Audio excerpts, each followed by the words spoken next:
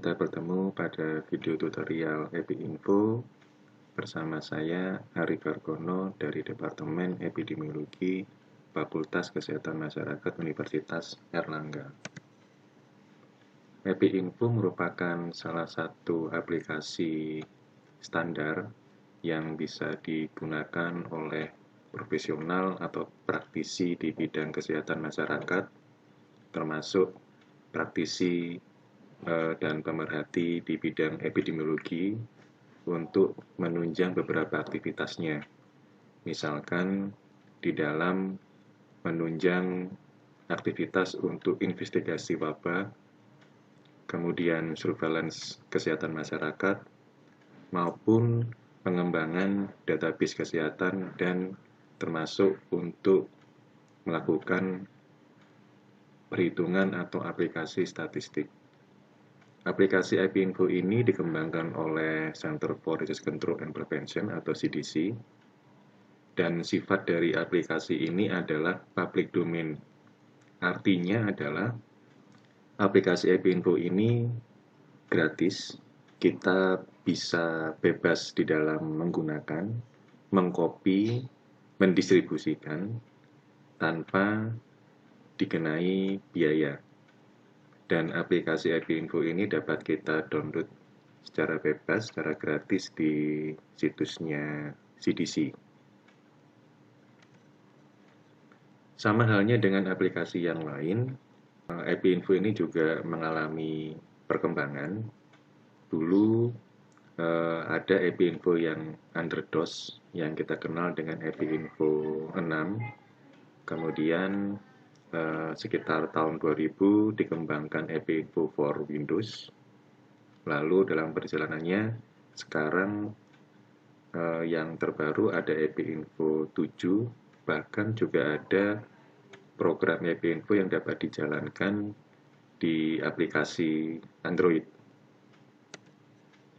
Ini adalah contoh tampilan dari EpiInfo versi 3, juga sudah Android Windows.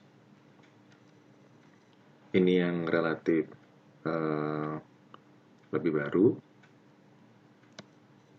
Nah, yang terbaru pada saat video ini disusun, ini adalah aplikasi atau tampilan terbaru dari EpiInfo, di mana di dalam EpiInfo itu ada beberapa fungsi yang bisa kita pakai, mulai dari create forms, enter data, create map, kemudian start count, lalu analyze data. Pada analyze data ada dua versi yang bisa kita pakai. Yang pertama klasik, kemudian yang kedua adalah visual dashboard. Ini adalah contoh dari dashboard yang bisa kita susun di EpiInfo. Jadi dengan menggunakan dashboard ini kita bisa menampilkan data, kemudian bisa kita refresh sehingga kita bisa mendapatkan informasi data yang update. Kemudian ini contoh dari EpiInfo yang versi Android. Kita bisa juga mendownload secara gratis di Play Store. Kalau sudah kita install di Android, ada beberapa fungsi yang bisa dipakai, yaitu start count, kemudian collect data, analyze data. Jadi untuk sementara pembuatan instrumennya tetap kita menggunakan PC, lalu diekspor ke Android. Dan di Android ini sementara ini masih bisa atau hanya bisa digunakan untuk pengumpulan dan analisis data sederhana. Secara umum, ada beberapa fasilitas EpiInfo yang bisa kita gunakan. Yang pertama adalah Create Forms. Create Forms ini untuk membuat instrumen atau kuesioner pengumpulan data. Lalu Enter Data, sesuai namanya, ini digunakan untuk memasukkan data.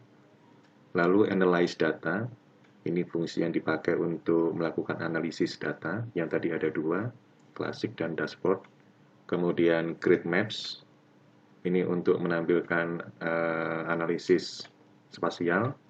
Kemudian Start Count. Ini adalah tampilan instrumen atau kuesioner yang bisa kita buat di dalam EPI Info. Ini ada yang versi PC yang sebelah kiri, dan kalau sudah diekspor ke versi Android akan tampak seperti yang di sebelah kanan.